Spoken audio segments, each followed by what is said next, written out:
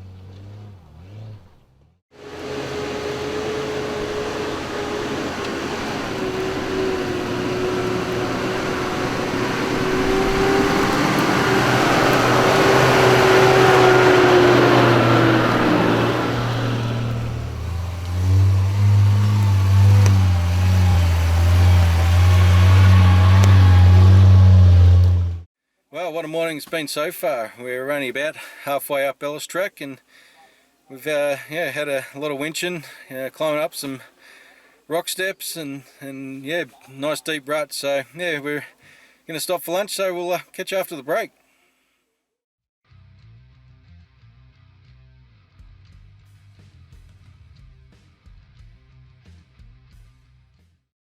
Hey guys, Adam here again from ADM Motors and Nuts About 4 Drive. Wanted to just talk to you about something that's quite common to happen out in the bush. That is that running out of diesel. You know, when we're actually out in the bush and we run out of fuel or diesel, how do we bleed the systems up to get going again? Basically, what I've done here is I've simulated this particular four-wheel drive where we're servicing it today in any case, but I've changed the diesel filter over to simulate what would happen out in the bush.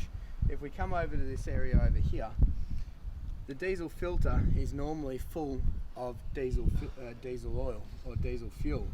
So what happens is when we run out of fuel, we end up with air inside the filter. During the process of trying to put fuel back into it or get the engine running again, you need to bleed the air out of the system. So some of these four-wheel drives have a priming pump on the top from here, which is a manual hand pump that you can do. Out in the bush, it might be easier to just take the line straight off the end of the actual priming pump here. So for correct purposes today, what I've actually done is I've undone the actual bleed nut on the top here, which is a banjo fitting, and it's got a copper washer on either side. If I start pumping the priming pump, you can see that as it's pumping, it's starting to push air out through it.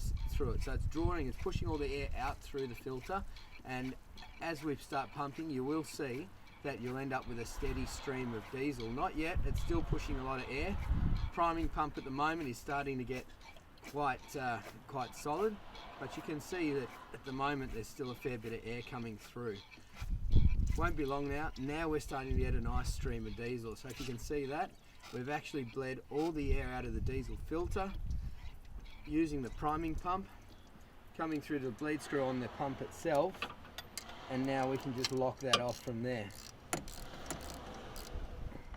So just to recap from what I said before, on the older style mechanical diesel injection, if you run out of diesel on the tracks, to make it easier, pop the hose off.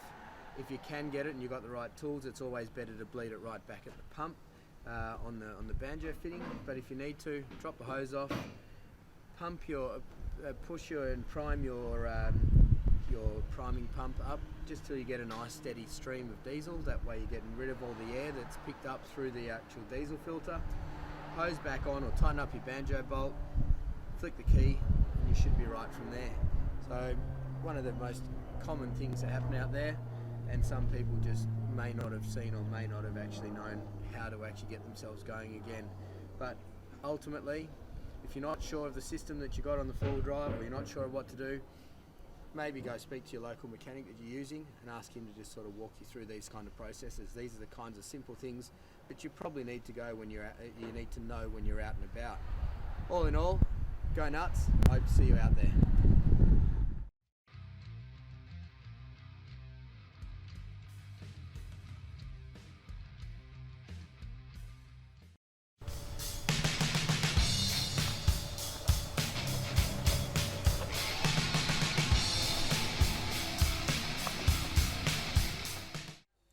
Hi, I'm Daryl from 4 Adventurer. Just come here to tell you a bit about my car. I've got a Toyota Land Cruiser 2000 model. It's a 105 live axle front end. I bought the Toyota probably end of 2013, just before Christmas, which was a bit of a treat. And it was a rock stocky car. I looked around for ages, had a few different cars in mind, but this come up with the right price. And because it was stock, it gave me a good foundation to start with. As you can see, you know, the usual things, lift kits, your mud tyres, bull bar, all your bar work, to get a bit of help in the bush where we go. The mods I did to the car after I bought it, because being stock, which was great, straight away I had to put a steel bar on the front that holds a winch, which I went for the one bar winch through talking to some of the members, recommended it, and I'm being very happy with it. Works great. Then it was down to some light stuff, so light force went onto it to give me a bit of daylight, and a couple of night trips taught me I need to get a light bar as well, which I have added to it now, and it's great at night. I get good With the lift for the car, I went for King Springs front width medium loads, so nice comfortable ride on the bush and on the road as well. If I got to carry heavy, I'll take a trailer with me, I'll get too heavy. Going for shockers, like they're half King shockers at the front, and I've got a different brand on the back. I can't remember which they were, sorry, but they seem to do the job quite well. And the tyres I'm running equivalent to 33 Federals on 16-inch rims, Dominator rims, and they've been great in the bush. The nice, good muddy tyres. Moving on to the side protection, looked at many rock sliders, side protectors and that. Wasn't happy. Being a welder myself, I was able to manufacture my own rock sliders. Some people don't look them, they look a bit big, but they're level with the car, so they're roadworthy. And I've used them many times. It's protected the car very well. Going around to the back of the car, I've got an MCC bar, Australian made, which is good, supporting Australia, but it carries my spare wheel and a single jerry can or water canister depending on what the trip is, and that works brilliantly. So, which leaves room for the gas bottle, which is in the rear, which took the rear tank up, which I run gas injection as well, which I get better economy and better power out as well. And top of the car, just for if I want to carry extra equipment or gas bottle has to be outside your car, I've got an aluminium roof rack. Aluminium just to keep down the weight of the car, so I keep the weight of the car down nice as low as possible. And inside the car I have the switches for the ARB diff lockers. I've got the ARB lockers front and rear, and the compressors under the passenger seat. That was about all the space I had left from the twin batteries in the engine bay and the gas conversion as well. With the GMM radio, which is in place underneath a standard radio, which I had to take out the factory one to make room for it, so it was nice and tidy, and you don't bang your knee on it all the time when you put it somewhere else. And places I like to go, like I just done a recent 2-trip in Tasmania, which we did nearly 3,000 k's, trudging around with a couple other cars. Great time, the car has been reliable. I'd love to do a trip up the Cape York, the Kimberleys, as we all like to do, but at the moment I'll stick to enjoying going for trips with the 4x4 Adventure Club. They have some awesome trips we do, weekends, day trips, which has made it fantastic. So that's basically me in my car. You probably see me on some of the footages if you watch our channel, which is great. Channel 31 we've been on as well, and hope to see you one day out there.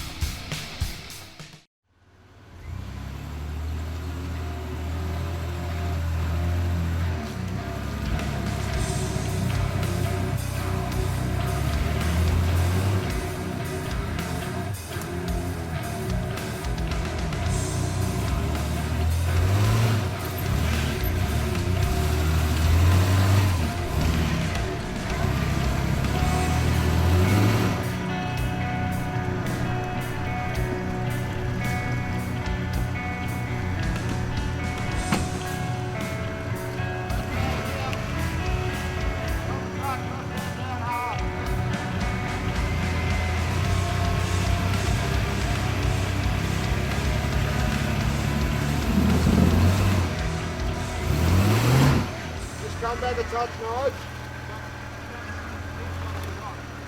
Come back at that, and you'll remount the rock properly. You'll slide over it.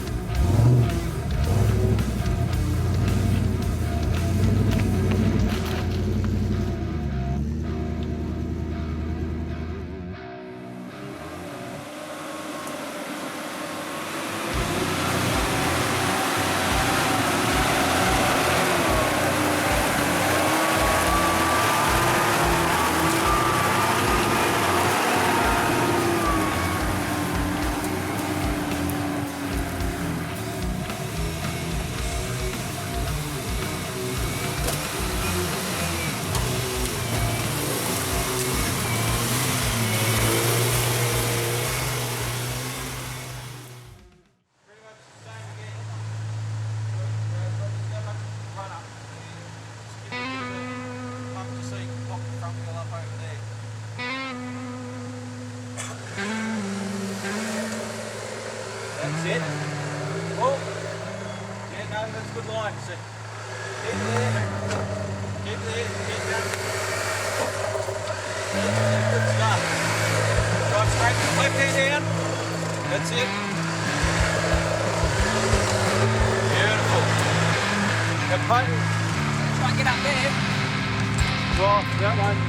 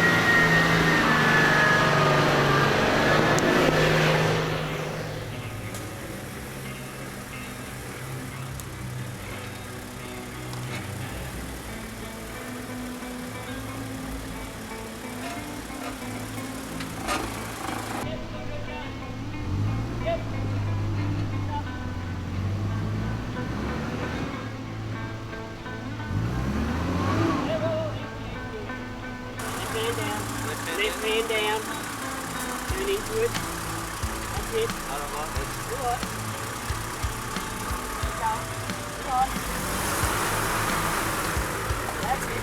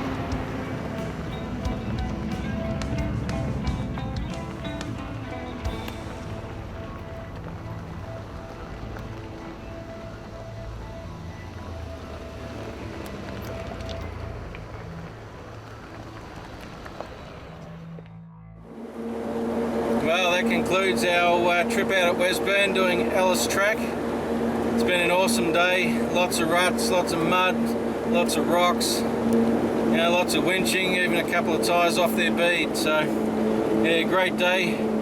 Just turned off back onto the main road, heading towards Yarra Junction. We're going to stop for a meal, call it a day. So if you've liked what you've seen, please subscribe to our YouTube channel. Like us on Facebook. I'm JB. I'll catch you next week on 4x4 Adventure Club.